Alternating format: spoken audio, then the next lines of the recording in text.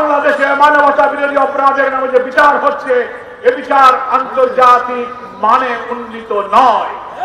এটা রাজনৈতিক উদ্দেশ্যে রাজনৈতিক প্রতিপক্ষকে হত্যা করার জন্য আধিপত্যবাদী ভারতের ইংরেজদেরকে গ্রেফতার করা হয়েছে।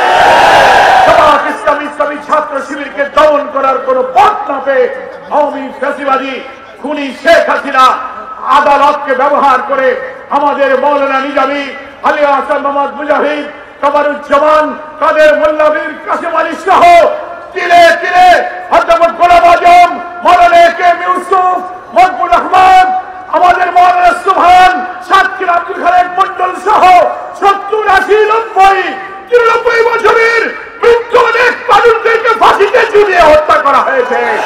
কেউ কেউ কারাগারে তিলে তিলে মৃত্যুমুখে পতিত হয়েছে।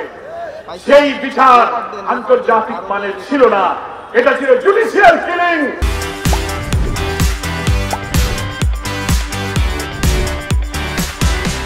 আমি প্রধান উপদেষ্টা, আইন উপদেষ্টা আসিফ নজরুল, স্বরাষ্ট্র উপদেষ্টা জাহাঙ্গীর, লেফটেন্যান্ট জেনারেলকে বলবো, বিবেককে কাজে লাগিয়ে আপনি নির্বাহী আদেশে বাংলাদেশের সংবিধানের সুযোগ দেওয়া হয়েছে, দণ্ডপ্রাপ্তদের দণ্ডকে আপনি স্থগিত করতে পারেন। বাংলাদেশের সংবিধানে রাষ্ট্রপতিকে এখতিয়ার দেওয়া হয়েছে। রাষ্ট্রপতির এখতিয়ার হলো যে কোনো আদালতের দণ্ড তিনি মওকুফ করতে পারেন, তিনি বাতিল করতে পারেন। বঙ্গভবনে ফ্যাসিবাদের প্রতীক হয়ে বসে আছে রাষ্ট্রপতি শাহাবুদ্দিন।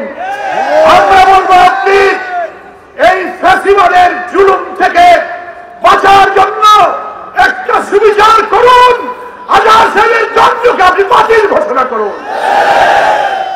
নির্বাহী আদেশে অন্তর্বর্তীকালীন সরকারকে দণ্ড স্থগিত করে দণ্ড বাতিল করে নিঃশর্ত মুক্তির দাবি জানিয়ে